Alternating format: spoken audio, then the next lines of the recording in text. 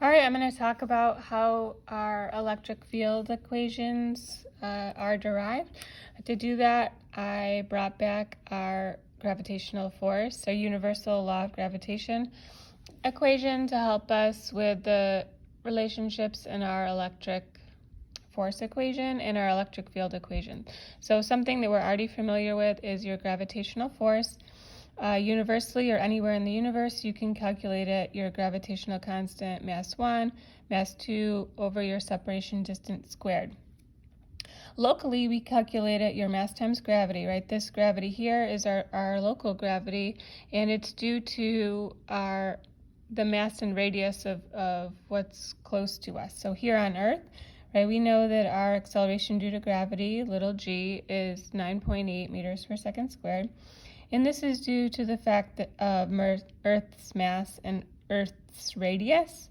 If you have an object that is close to Earth's surface or resting on Earth's surface, the radius of Earth is effectively the separation distance. So this is why when we go to the moon's mass and the moon's radius yield a different g, a smaller g, because that ratio of mass radius squared on the moon is smaller than that here on Earth.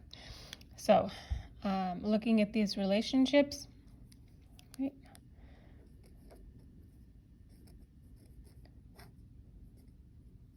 we can transfer those relationships to our electric force and electric field equations. So my electric force is going to be my test charge times my electric field, which we use the symbol capital E for. And I wanted to show you that they're very similar. So this is the mass of our local object, like a book resting on the Earth's surface.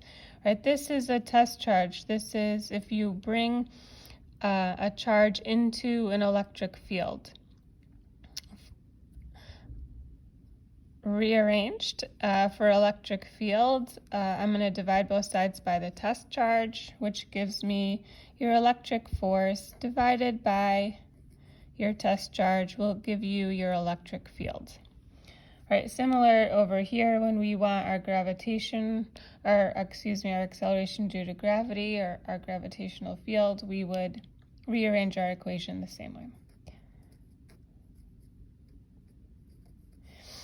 The other equation for our electric field is similar to how we did it here. So we take our electric force, calculated our test charge times our electric field.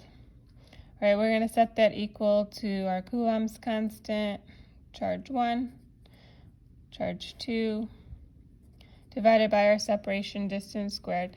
And just like we were able to cancel out our little masses over here, the mass of our object in question, we can cancel out our test charge over here. So our test charge cancels out, giving us with our electric field universally is our Coulomb's constant times our charge, whatever is producing the field, divided by the separation distance squared.